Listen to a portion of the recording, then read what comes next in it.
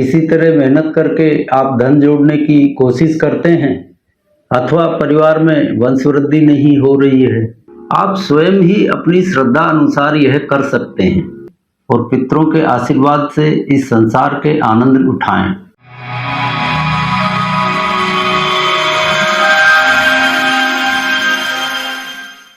Bhaskar astrology classes में आपका स्वागत है। साथियों, पितृपक्ष समाप्त होने को है। पितृपक्ष में अपने पितरों के प्रति श्राद्ध कर्म करना हम सनातनियों की अपने पूर्वजों के प्रति हमारी श्रद्धा को दिखाता है। पितरों की कृपा बने रहने से घर में धन, परिवार, सुख, शांति,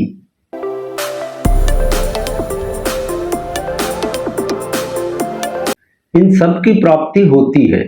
यदि आप धन की वजह से परेशान हैं, आप मेहनत करके भी धन नहीं जोड़ पाते, किसी तरह मेहनत करके आप धन जोड़ने की कोशिश करते हैं, लेकिन फिर अचानक कुछ ऐसा कार्य आ जाता है कि वह धन निकल जाता है, यानी धन पूरा नहीं पड़ता।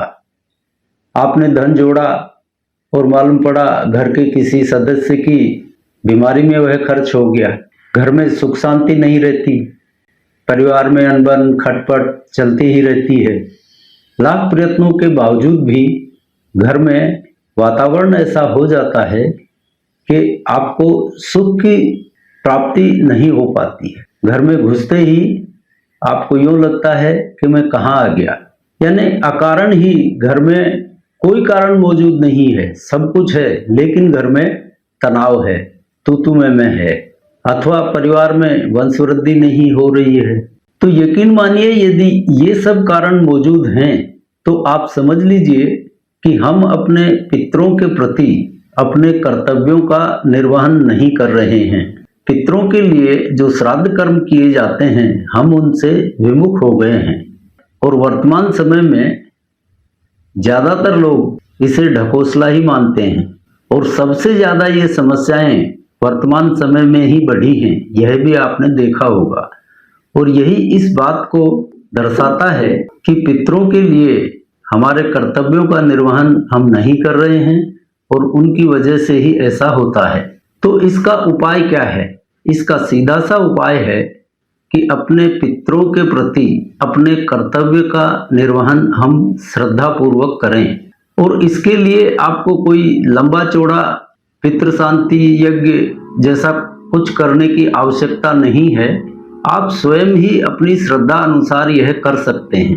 अब आप यह भी सवाल कर सकते हैं या सोच रहे होंगे कि सभी के साथ ऐसा तो नहीं है, तो यहाँ हम आपको कुछ स्थितियां लग्न अनुसार बता देते हैं जिन लोगों को यह पीड़ा ज्यादा मालूम पड़ती है। तो जो अभी हम बताने जा रहे हैं, उन स्थितियों के लोगों को सर्वपितृ अमावस्या पर अपनी श्रद्धा अनुसार अपने पितरों का श्राद्ध करें।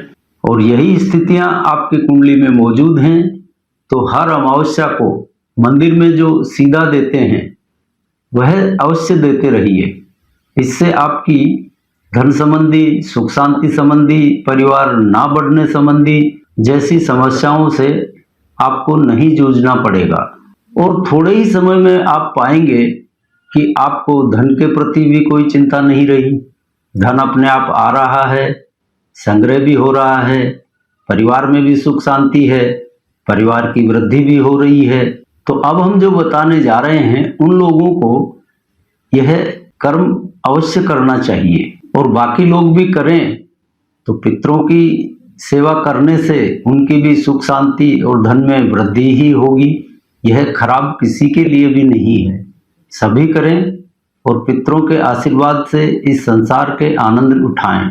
तो अब हम जो बात करने जा रहे हैं, अपनी आर्थिक, पारिवारिक और सांसारिक स्थिति को बेहतर बनाने के लिए, यदि आपका मेष लग्न है और जन्म कुंडली में आपका चंद्रमा अश्लेषा, ज्येष्ठा या रेवती नक्षत्र में बैठा है, या समझ लें कि आपकी राशि कर्क, वृश्चिक या मीन में से कोई भी है, तो आर्थिक, सांसारिक और पारिवारिक सुख के लिए आपको पितरों की सेवा अवश्य करनी चाहिए और इसी को करने से आपकी सारी समस्याएं जड़ से समाप्त हो जाएंगी। यदि आपका वृक लगन है और आपका चंद्रमा पुष्य, अनुराधा या उत्तराभाद्रा नक्षत्र में बैठा है, या आपकी राशि मेष, सिंह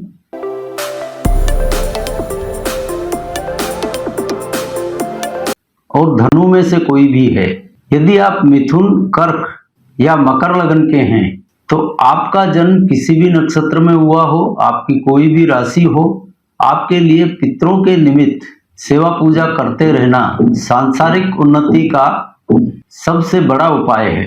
यदि आपका सिंह लग्न है और आपका चंद्रमा मृगशिरा, चित्रा या धनिष्ठा नक्षत्र में बैठा है, या आपकी राशि वृक, कन्या या मकर है, और इसी तरह आपका कन्या लग्न है और आपका चंद्रमा आद्रा, स्वाति या शतभिषा नक्षत्र में बैठा है, या आपकी राशि मिथुन, तुला या कुंभ है, और यदि आप तुला लग्न के हैं और आपका चंद्रमा भरणी, पूर्वा फाल्गुनी या पूर्वाषाढ़ा नक्षत्र में बैठा है, या आपकी राशि मेष, सिंह या धनु है। अब इससे आगे बात करें तो यदि आपका वृश्चिक लग्न है और आपका चंद्रमा कृतिका, उत्तरा फाल्गुनी या उत्तराषाढ़ा नक्षत्र में बैठा है और इनमें भी इन तीनों नक्षत्रों के प्रथम चरण में ही चंद्रमा है, तो आपकी मेष, सिंह या धनु राशि होगी। तो वृश्चिक लग्न वालों के लिए यह ध्यान देने वाली बात है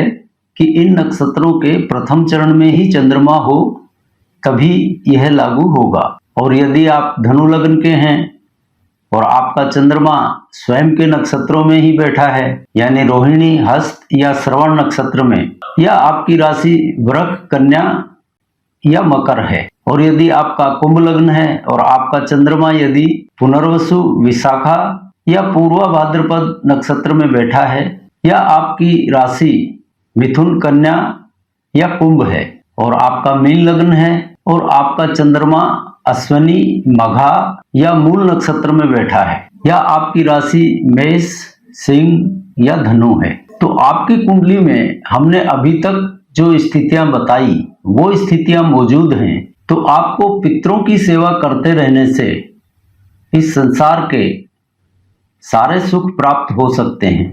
तो आपको पितरों की सेवा नियमित रूप से करनी चाहिए। और ध्यान रखिए, श्रद्धा पूर्वक किया गया कर्म ही श्राद्ध है।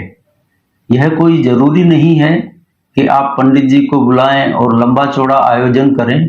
जो आपकी श्रद्धा हो उसके अनुसार अपने पितरों के प्रति अपनी कृतज्ञता जाहिर करते रहें। और इसके लिए सर्वपितृ अमावस्या यह तो सबसे बड़ा पर्व ही है पितरों की सेवा के लिए। इसके अलावा भी हर अमावस्या को मंदिर में कुछ ना कुछ सीधा, जिसमें भोजन सामग्री सूखे रूप में दी जाती है, वह देते रहें, तो आपकी धन, परिवार, कुटुंब की शांति यह बढ़ती चली जाएगी। तो पितरों के प्रति अपने कर्तव्य का पालन कीजिए और इस संसार की समस्त सुख सुविधाओं और आनंद का भोग कीजिए। तो आज के चैप्टर को यहीं विराम देते हैं और अगली बार मिलते हैं आपसे अगले चैप्टर में। तब तक के लिए जय जय सिया राम।